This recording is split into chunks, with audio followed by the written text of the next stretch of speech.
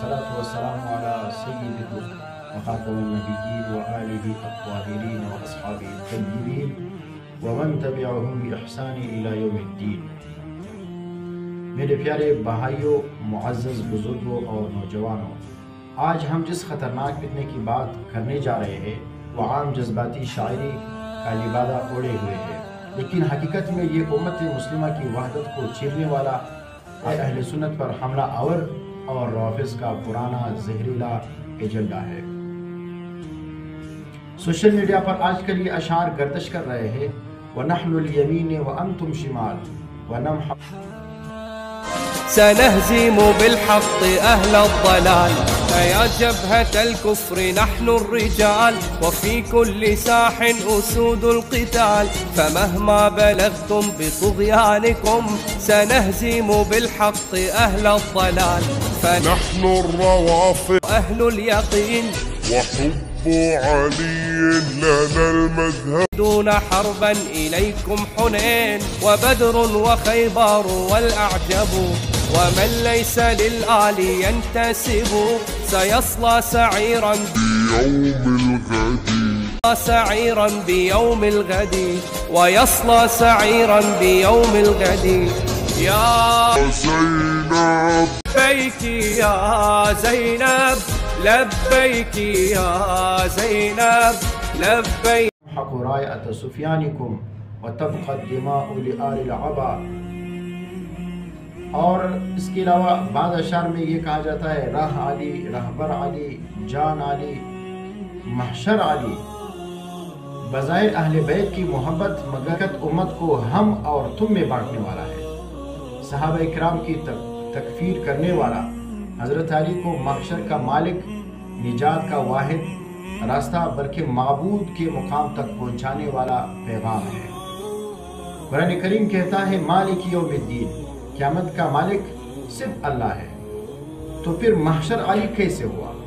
کیا علی کو محشر کہنا شرک نہیں؟ نبی علیہ السلام نے فرمایا وَلَا تَطْرُونِي كَمَا أَطْرَتِ النَّصَارَى ابن مریم، مجھے اس طرح بڑھا کر نہ بیان کرو جیسے نصارہ نے عیسیٰ علیہ السلام کو بڑھا دیا تھا۔ تو سوچو اگر نبی کو محشر نہ کہا جائے تو حضرت علی کو کیسے؟ اور آپ صلی اللہ علیہ وسلم نے فرمایا لا تسبوا اصحابی، میرے صحابہ کو برا مت کہو۔ تو جو لوگ حضرت ابوبکر، حضرت عمر، حضرت عثمان رضوان اللہ تعالی علیہم اجمعین کو سفیانی کہہ کر مطعون کرتے ہیں، کیا وہ نبی کی ہدایت کے خلاف نہیں؟ ہمارے علماء دیوبند کے فتاواجات میں ہے کہ روافض کے عقائد بالخصوص علی کو الوہیت کا درجہ دینا اور صحابہ پر طعن کرنا سب کفر ہے۔ اسی طرح ہمارے فتاواجات میں ہے کہ شیعہ کے اشعار و نظریات کی تائید گناہ کبیرہ ہے، اور اگر اسے دین سمجھا جائے تو کفر تک لے جاتے ہیں۔ تو اس لیے ان اشعار کو ہم سمجھے بغیر اس کو شائع کرتے ہیں، اپنے تصاویر کے ساتھ اس کو لگا دیتے ہیں، اپنی ویڈیوز کے ساتھ اس کو لگا دیتے ہیں، تو یہ گناہ کبیرہ ہے، اور اس کی تائید کرتے ہیں اور اس کو لائک دیتے ہیں اور اس کو شیئر کرتے ہیں، تو یہ سب گناہ ہے۔ اگر جائز سمجھتا ہے تو پھر وہ تو کفر کی درجہ تک لے جاتا ہے۔ اسی طرح ہمارے اکابر علماء دیوبند کے فتاواجات میں ہے کہ روافض کی بڑی چال یہ ہے کہ وہ علی کی محبت میں صحابہ کی دشمنی سکھاتے ہیں، اور اسی طرح ہمارے اکابر کے فتاوا میں یہ بھی لکھا ہے کہ جو صحابہ پر طعن کرے وہ اگرچہ علی کا نام لے وہی دراصل دین کے دشمنوں میں سے ہے۔ پیارے بھائیوں، یہ اشعار فقط نعت یا عقیدت نہیں بلکہ فرقہ واریت، توحید شکنی، صحابہ دشمنی اور غلو کا زہر ہے۔ اگر آپ نے ایسے اشعار لائک کیے اور اس پر ویڈیوز بنائے یا گروپ میں شیئر کیے تو یاد رکھیں یہ صرف گناہ نہیں بلکہ آپ کے عقیدے کو برباد کر سکتا ہے۔ ہم اہل سنت والجماعت حضرت علی رضی اللہ تعالیٰ عنہ سے بھی محبت رکھتے ہیں، حضرت ابوبکر، حضرت عمر، حضرت عثمان، حضرت رضوان اللہ تعالیٰ علیہ اجمعین سے بھی، اہل بیت اور ازواج مطہرات سب کو اہل ایمان اور اہل وفا مانتے ہیں، کسی کو بھی معصوم من الخطا یا نبی کا درجہ نہیں دیتے۔ ہم توازن، عدل، حق پر رہنا چاہتے ہیں، نہ غلو نہ دشمنی۔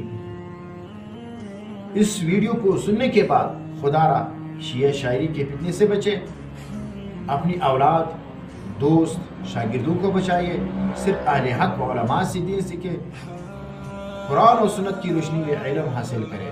اللہم ارنا الحق حقا وارزقنا اتباعہ وارنا الباطل باطلا وارزقنا اجتنابہ۔ یہ ویڈیو عام کرے، فتنہ پرور اشعار کو محبت کا نام دے کر دین کو نہ برباد کرے۔ اہل سنت زندہ ہے، رہے گا انشاءاللہ۔ والسلام علیکم ورحمۃ اللہ وبرکاتہ۔